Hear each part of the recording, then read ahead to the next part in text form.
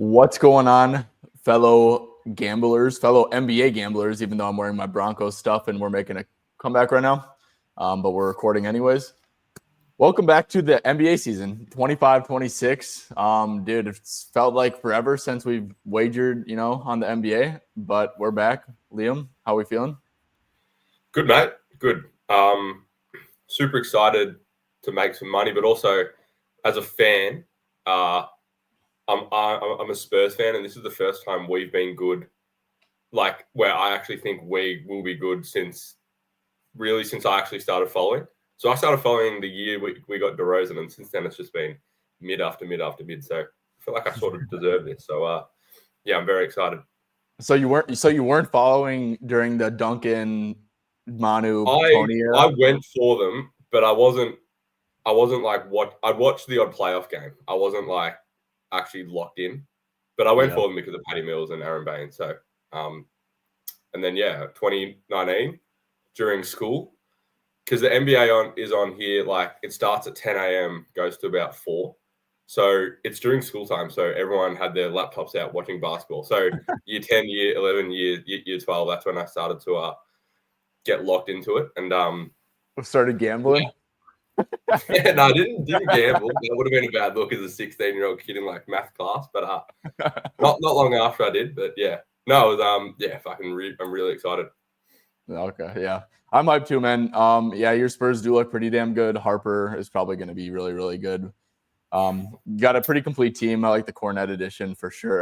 That was someone who I wanted the Wolves to go after. I mean, we drafted a Rook, and I'm excited for him, but he's going to be a good pickup. Yeah. My Wolves, I think that, we're going to have a pretty high floor. I think we're going to be a pretty good regular season team, good continuity, like Terrence Shannon sliding into the Nikhil role, like Jalen Clark. Obviously, Dillingham's a big question mark.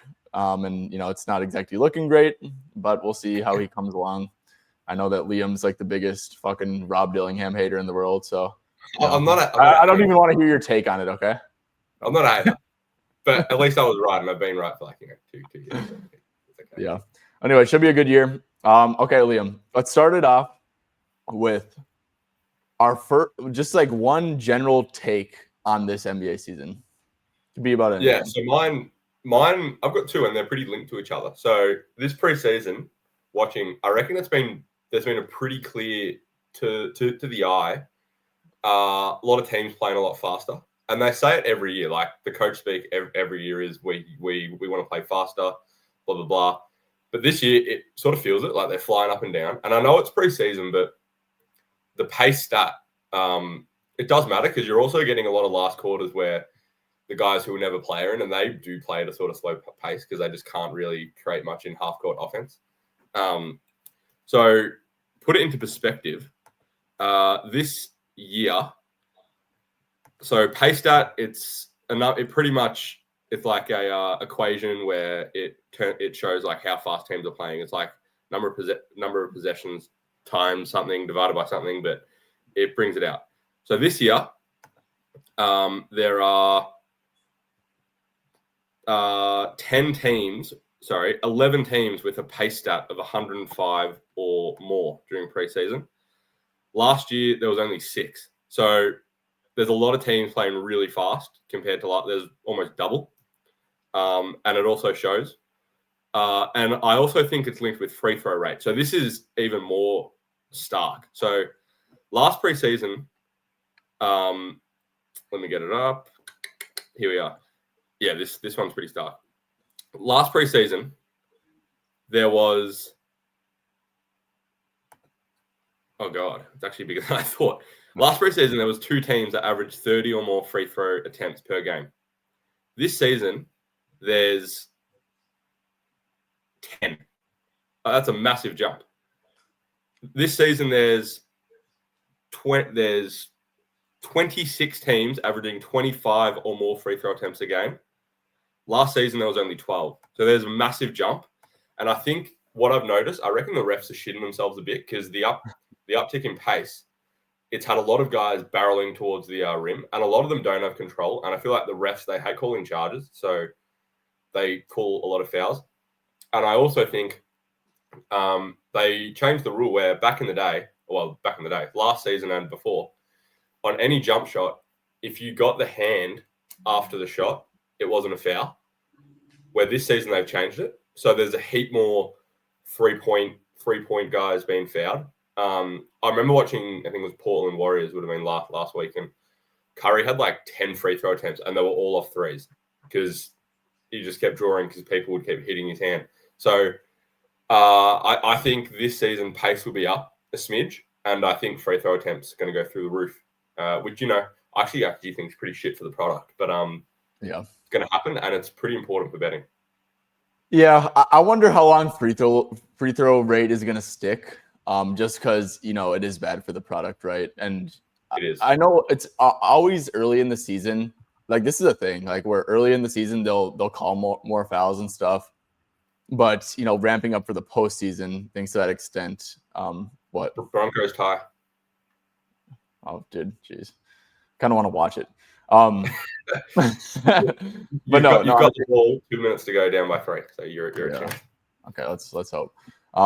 Yeah, well, anyways, what you're saying, free throw rate definitely is going to start off hot. I agree completely with the pace thing, man. I mean, it's a copycat league. People just saw the Pacers, who, quite frankly, don't have a very talented roster and didn't have a very talented roster last year. I mean, they were good, don't get me wrong, but they were playing way better just because of how they played. So it's a copycat league. OKC played the same way. They, love playing in transition. Both teams very, very transition heavy. So I know it's been an emphasis for my Wolves. I'm sure it's an emphasis for pretty much every team in the league. It is, yeah. And I mean, the coach speak backs it up. I think a good example though is to play with pace, you need the personnel. And I think a great example is this preseason, Mike Brown's been preaching pace for the Knicks. And I remember the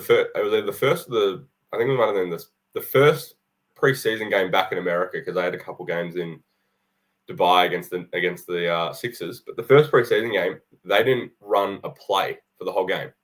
They were just all about read and react, see what the defense is giving you, make plays off that, try increase the pace. And I think they're a good example. I don't think they've got the personnel to play with pace. And for a team that was preaching pace all preseason, they ended up as the second slowest NBA team, and they were even behind like some of the Australian teams. They were right on par with the Clippers and the Nuggets, which makes sense because Nuggets are a half-court offense, and the Clippers they play at a snail's pace. So whilst it will improve, I think there will be teams that, even though they're trying to do it, the Knicks just don't have the personnel, with Brunson being a game manager in the half court, playing double big with Robinson and Cat. They don't have a lot of ball handlers, to be honest, the Knicks, in their starting lineup. I do think it'll be up. What's your takeaway, mate, or what's your thoughts? Yeah, so my overall take, this is just a random take, and there's going to be no tracking to this, but I think that around 75% to 80 of, let's say, non-spot up starters at OKC, so on the road at OKC, will go under their PRA lines or point lines, or probably PRA lines, right? Because OKC guys last year at home in the regular season, 14.7 net rating, of course, best defensive rating in the league. Playoffs, it was even more of a drastic split. But this team just has such a damn good, and I noticed this during the playoffs last year. I mean, they have the best home court advantage by far. Great fans, great energy. It's just a brutal place to play. And what I noticed too is that OKC's style of defense is, be physical, kind of get away with fouling. And credit to them, they all play hard as shit. But it's harder for those refs to blow the whistle. With a home crowd that's fired up and in the game and stuff like that. So I just think there's just like last year, man, there's going to be so many damn blowouts in OKC, and with how aggressive they are on top options, that's why I said non-spot up guys, because they're always going to leak those threes. I just think that 75% to 80 of the non-spot up guys are going to go under their PRA lines this year in OKC. And it's such a random take, but I've always had it in the back of my head, and I'm thinking about it for night one. What's your take on that? I don't know about 75%, because that's a massive hit, but it is. I mean, I think you're on something, because I mean, you got to factor in blowouts as well. They Yeah. got such a big net rating blowouts. I'm going to track this. So I'm going to track FanDuel Sportsbet closing line PRA for non-spot up guys, and I'll sort of make my own judge on who's a spot up guy, who's not. So yeah, I think you're right. Maybe not that hit rate because that'd be pretty crazy. But yeah, you are right. I mean, they do get away with fouling, but I think the way that they're called is how I'd like the whole NBA to be called. Because, like, yes, they're probably fouls when they're really physical on the perimeter, but I mean, it's not really having an effect on the game. Like, why call a foul? It just puts teams into the bonus quicker, makes the game slower. So it's not fun. No, I reckon it's pretty solid take. Yeah. Okay, cool. Well, let's get into some futures. We're going to have one over-under team total each, one award bet each, and then we're going to finish it off with how we are going to approach betting on, props for the first week or two, just like early season. So, Liam, I'm going to pass it to you. Let's start with some over-unders. What do you got for us today? My one, this is an official bet, actually. I didn't have an official regular season win bet this year. This would have been the closest I had to it, though. It's Charlotte over 27.5 wins. It's one of the ones where, like, you look at it, so they play in an absolute dog-ass conference, so they're going to get so many games against all these shit teams. Even their division, I reckon, isn't very good either. You think Washington's in it, I think Miami's in it, so they got 4 games against them. But yeah, I think their roster, the way they've made it. Oh my gosh. Hold up. Denver just came back and won. They scored 30 points in the fourth quarter, and now they won. 30? They didn't win yet. They're up 30-26. I'm sorry for interrupting. No, that's all right. 30 points in a quarter is ridiculous. I know. Insane. It's crazy. I've got no fantasy guys in this, so. But yeah, I think they're gonna play really fast in preseason. I reckon they were top 3 in pace. They're gonna play really fast. And previous years, what's been bad is LaMelo's got injured a lot, and that is every chance again to happen this season. But they added Sexton, who's like a very durable player, and I reckon he's a great guy to have on the roster if LaMelo's out. I reckon there'll be less of a difference in quality, because last year I think was it Micic, I think, coming off the bench. I mean, that's a massive gap in talent. But I've also seen a couple of quotes of Charles Lee talking about how LaMelo, I think the volume is going to come down a bit this year.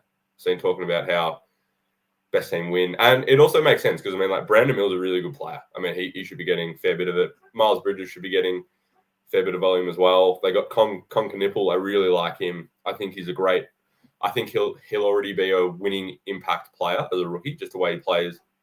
Low touches, defends, shoots the piss out of the ball.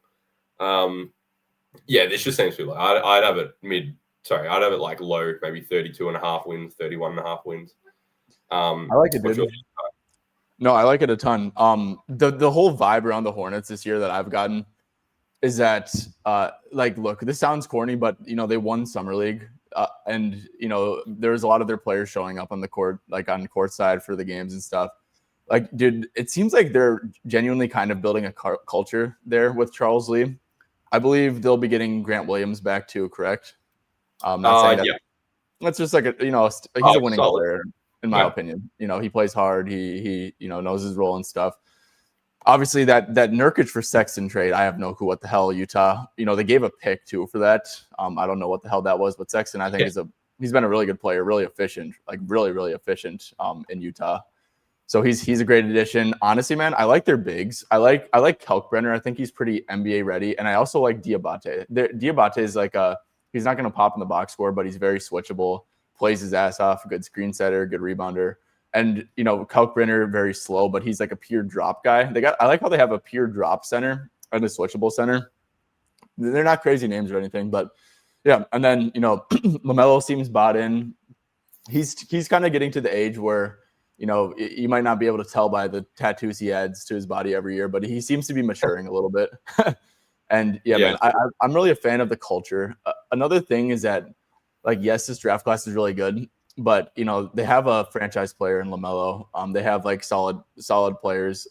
They've been tanking for so damn long. I really don't think that unless they're super injured again this year, I don't really see them tanking at the end of the year. They seem like a team that's just sick of like, okay, this tanking's terrible for our culture.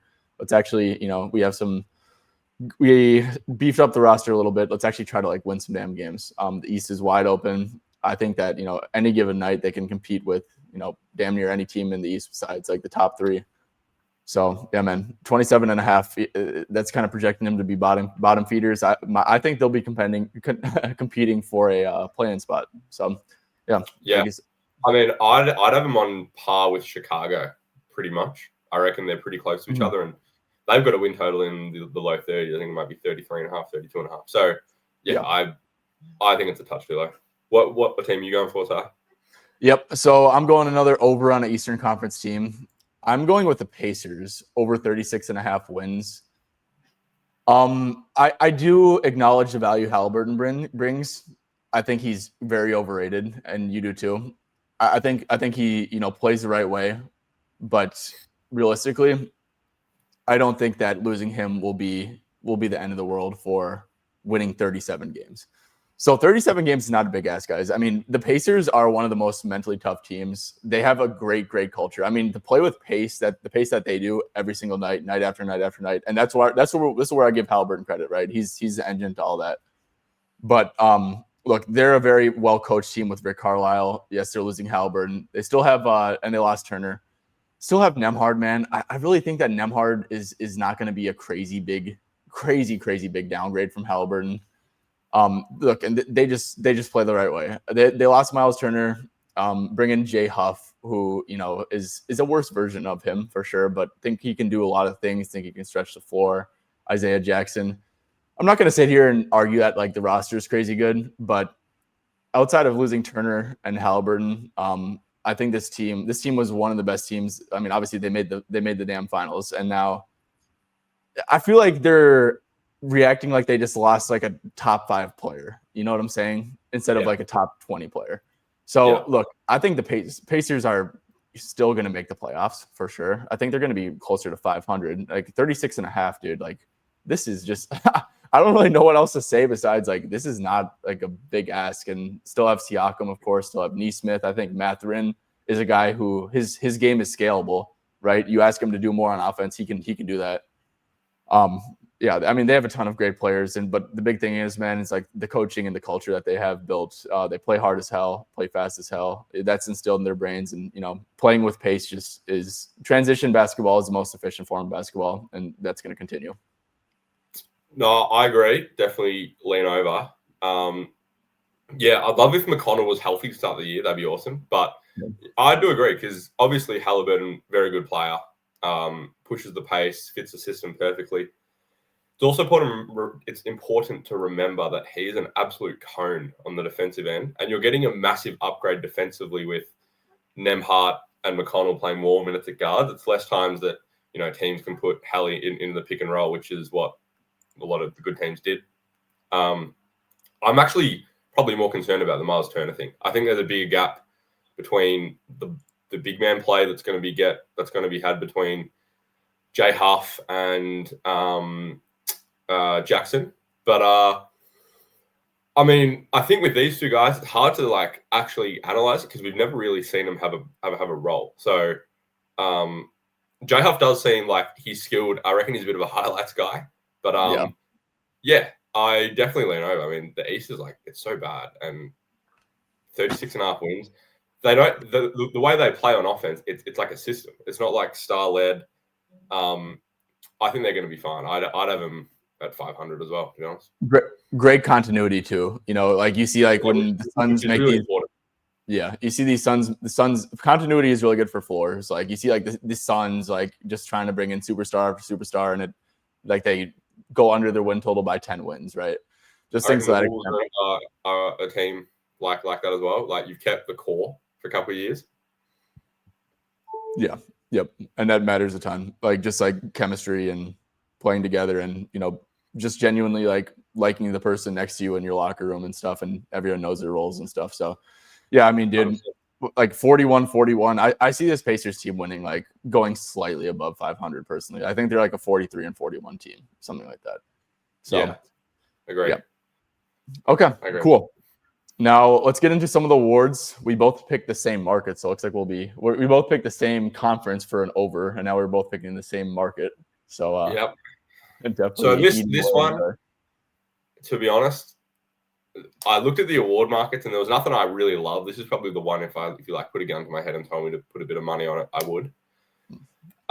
Josh Giddey Josh Giddey most improved player, fellow Aussie.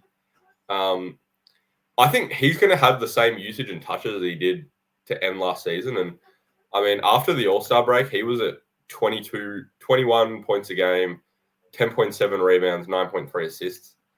The team situation hasn't changed either. Like Kobe White was playing those games. They just paid Giddey as well. Like they gave him what was like $25 million a year. So they clearly invested in him. I think he's going to have the same sort of thing. His 3-point shooting in that span, I think he'll see regression there. I think, what was he at?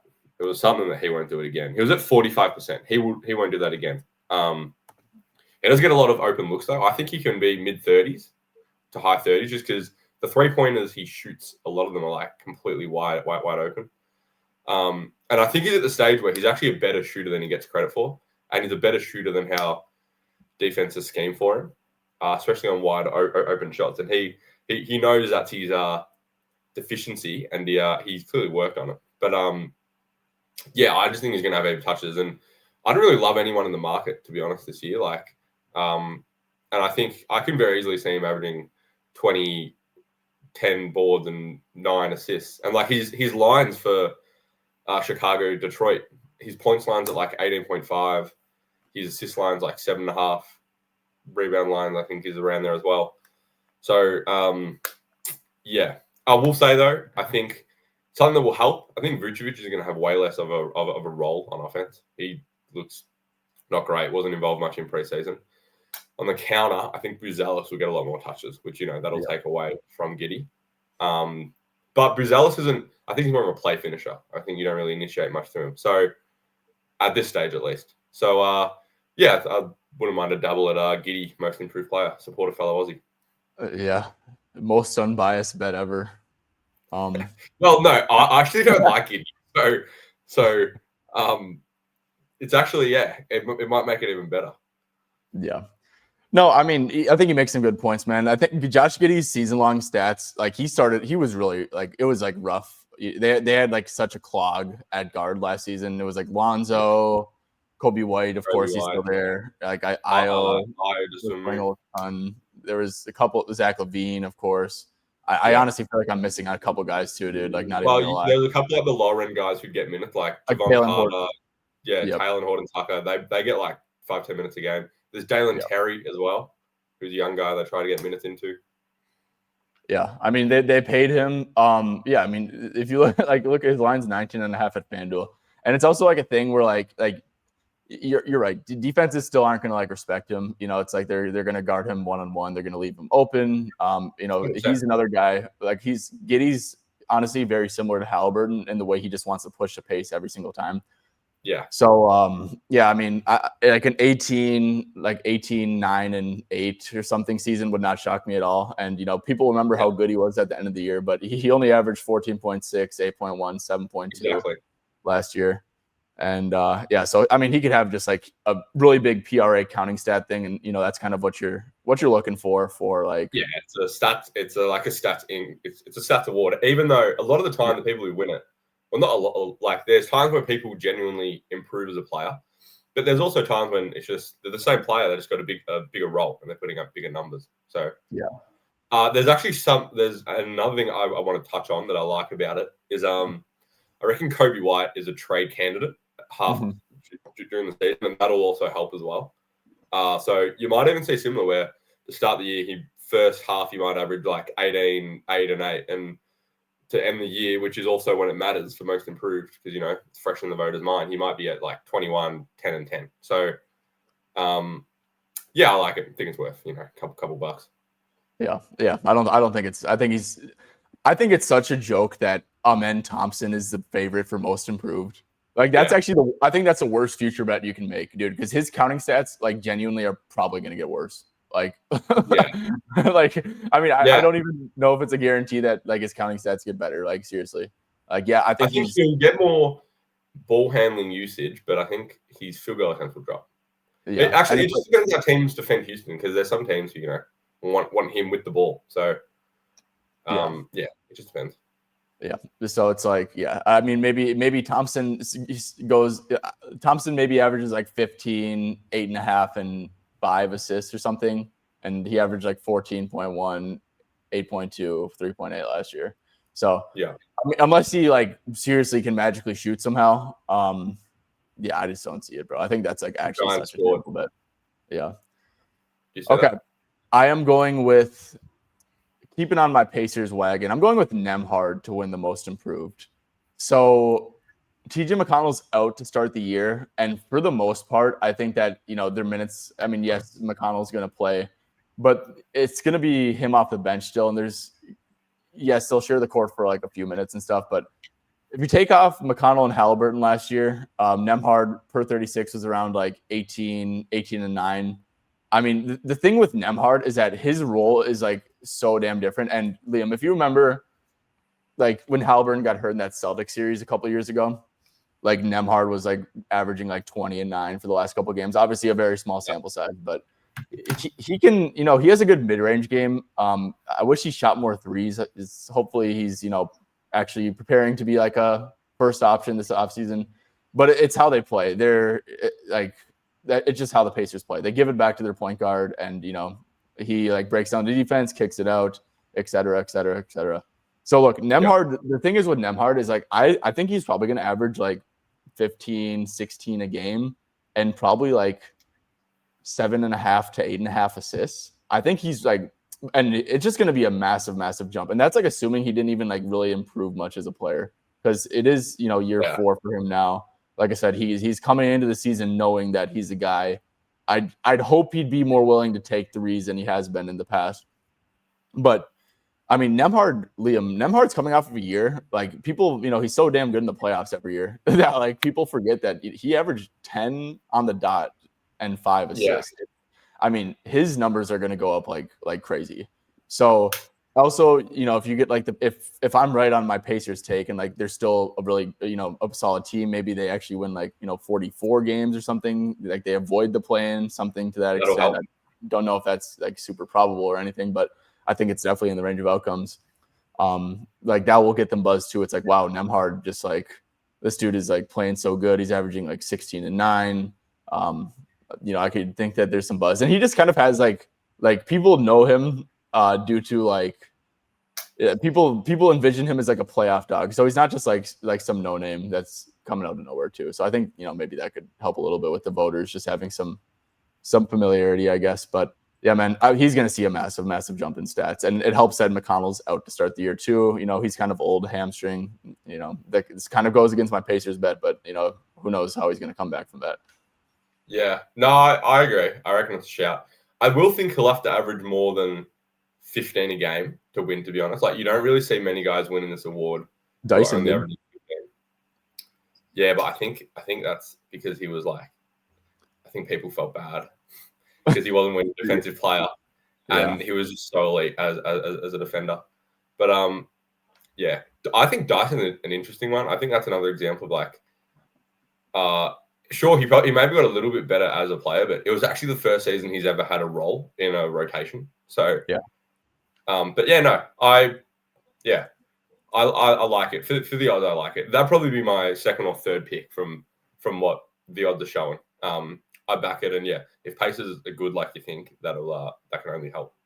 If he can put up like later career Chris Paul numbers, like Suns Thunder Chris Paul, where he's at like 16.5, like 9 assists, which I think is definitely in the range of outcomes. Like that just like looks like really damn good. Like being atop the league of assists, being known as a good defender, stuff like that. I think that because it's just like the system, bro. Like he's going to be like he's probably going to be top 10 in assists per game, and that's just like it's going to look good. Actually, the only thing I'd say is I think maybe Turner but I actually think Halliburton going out and Mathurin coming in, I actually think there's less touches because Mathurin's a high usage guy where Halliburton actually isn't really. Like, I think he'd be like low to mid 20s, which isn't very high. But turnaround as well does help because but their offense is weird because like plays never really get run for Turner. He gets his stuff in the flow. So yeah, I do think Halliburton out, whilst yes, the minutes improve, I do think the per numbers, I wonder what they would be like if you looked it up of Halliburton off, Mathurin on. I'm looking it up right now. It's loading very, very slowly. Yeah, let's take a look. Okay. Let's see. Nemhard.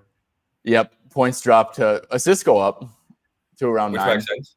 But points do drop a little bit to 16. Yeah. So that's fair. It would make sense because Mathurin is like a bit of a ball hog. Yeah, no, for sure. He had we played them the other day. I don't know if you saw this, but he started the game like 11 of 11. It was fucked. Mathurin? Yeah. He ended up with crazy numbers. I will get the numbers up for you. That's actually that's so impressive for someone who plays his stuff. For you, because you think he's going to be good. They haven't. I don't think they're out yet, but wait to see what his lines are against OKC in a couple of days. Because it wouldn't surprise me if it's at like 13.5 points, but it is OKC, so you might not want to play it. Yeah, and what I will say too, Liam, is I think the reason both of us attacked this market in the first place is because I don't see a world where Thompson wins most improved personally, dude. And yeah, that's sort of why I liked it. Yeah, I agree. So, I mean, let's spend a little bit more time, I guess, and just is there anyone else that kind of piques your interest? Because I do think that there's anytime like that's the case, you know, it's guys like Giddey, Mathurin, Denny Avdia, Shaden Sharp, which both make sense. But the thing is, honestly, dude, like Denny and Shaden both had like pretty damn good stats last year. Yeah, I don't like Denny. I don't like Armin. I don't like Buzelis. He's a second-year player. Don't really see second-year players ever win. Yeah, I don't like Shaden Sharp. Same as Denny. I feel they've got a fair few mouths to feed, and I just don't. I don't see him having the usage where he's going to be able to put up enough numbers to win. Don't like Asar Thompson at all. Nemhard makes no sense. Nikola Jovic makes no sense. Like, why is he like that? Literally makes zero sense. Derek White, I could see a world, and it would mean Jaylen Brown would have to get injured at some point, but I could see a world. Who else? Yeah. Naismith, no. Brandon Miller, maybe, but he don't mind it. But it would mean a big dip in volume for LaMelo. Cam Whitmore, no. Chet, no. Christian Braun, no. What Jalen about Johnson? I would Chloe? like. No, he looks really good though. Do you know what? I actually don't think he does. You don't? I thought he had his preseason games. I reckon if you ask Heat fans that watched, a lot of the numbers he put up were against third, fourth quarters against the garbage teams, like the 14th, 15th players. He's also a weird player. I don't think Spo loves him yet. No, he's too inconsistent. His motor's not there all the time. He really is, yeah. Like there's times when like you're watching the game and you're like, is he even playing? And then they'll have like a 3-minute patch where he's awesome. You're like, well, I mean, where's that? But yeah, I don't think they're going to play him and Bam together a lot from what I've heard from Spo. I don't think they love it. So I do think that'll cap his minutes. So not this year either. Also, he's a second-year player. You really don't ever see second-year players win. Yeah. Actually, do you know who I like? Who?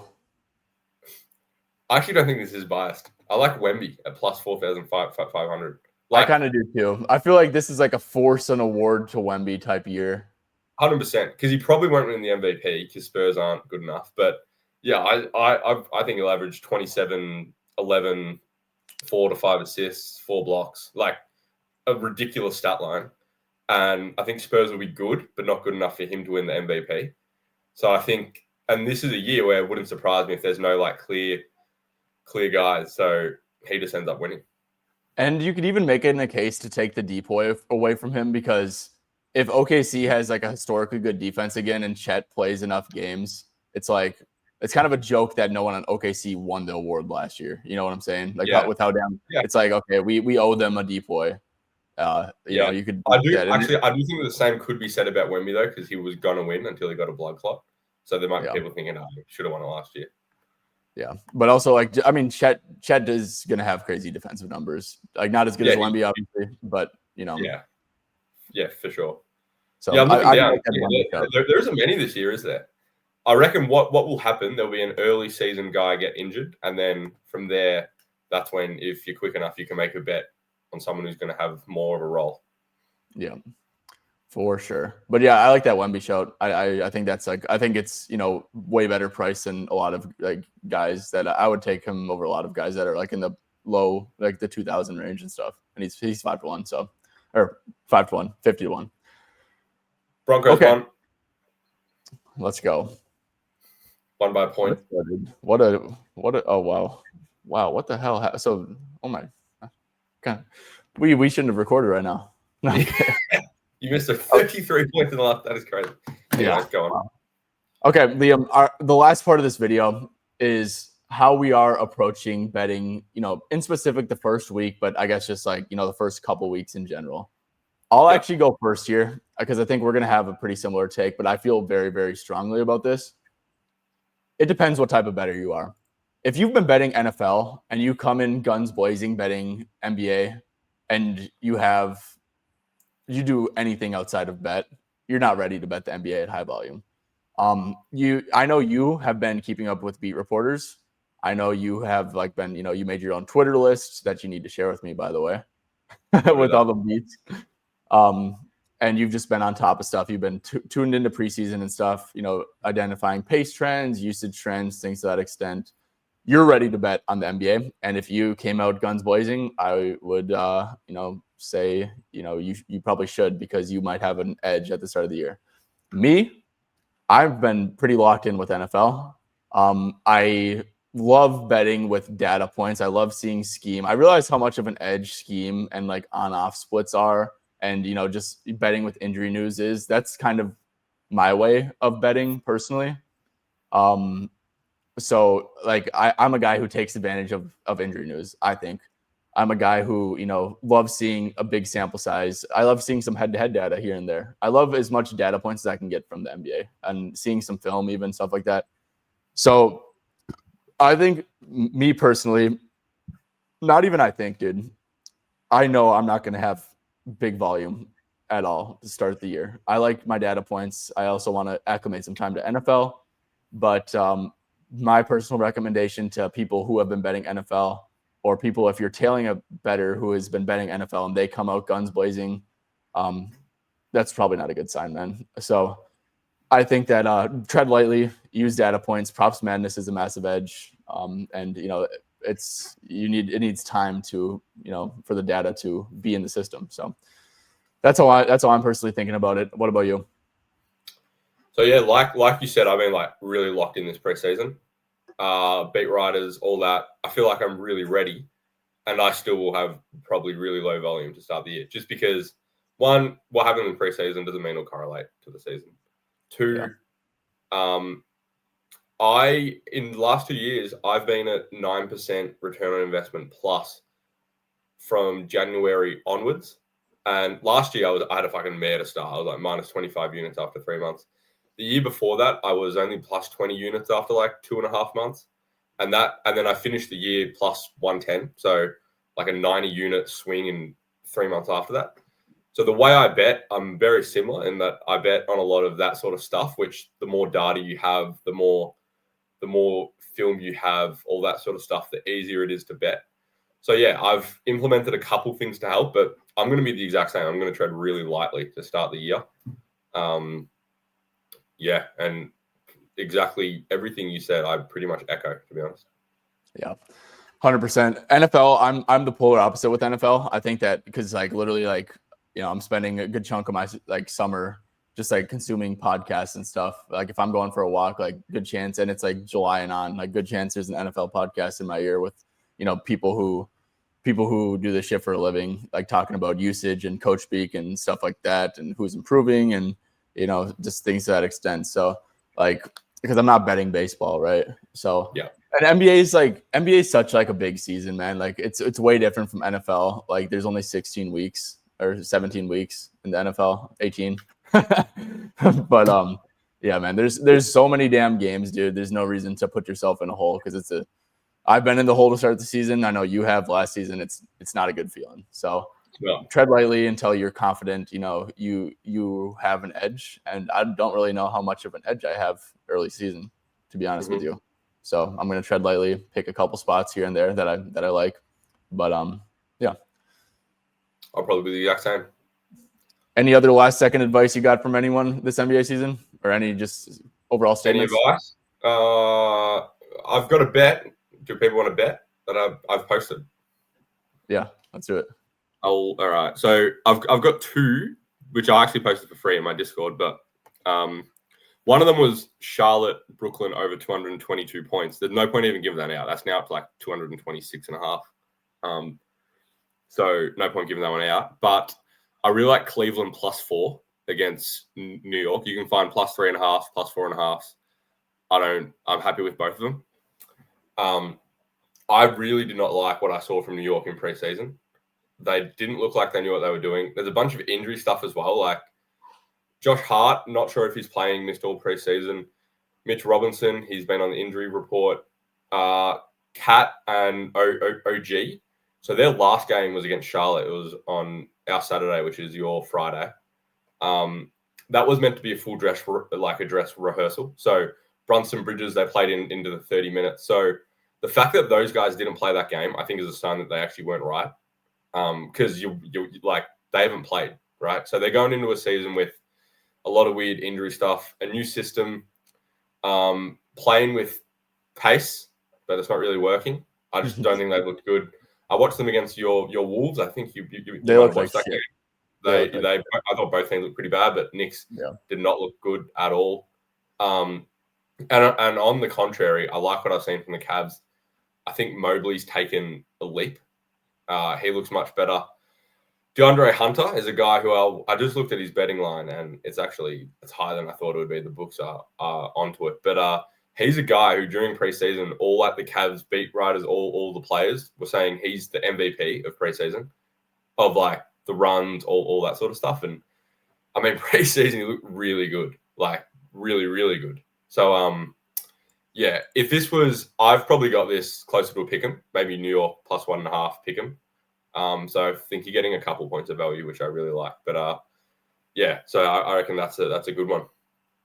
I like those. I do like those. Yeah, Cavs are like a damn good team. They should not be like that game should be closer to a pick'em. And you've been keeping up with the pace stuff, and I'm gonna just trust you on that one.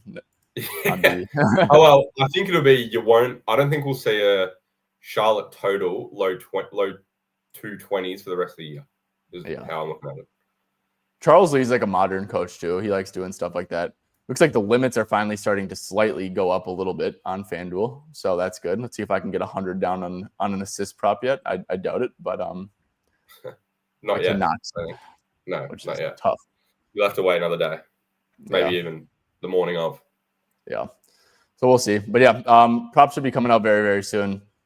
Obviously, guys, lines have been out for a while. I'm sure people are hitting them, but yeah, should be a whole lot of fun this season.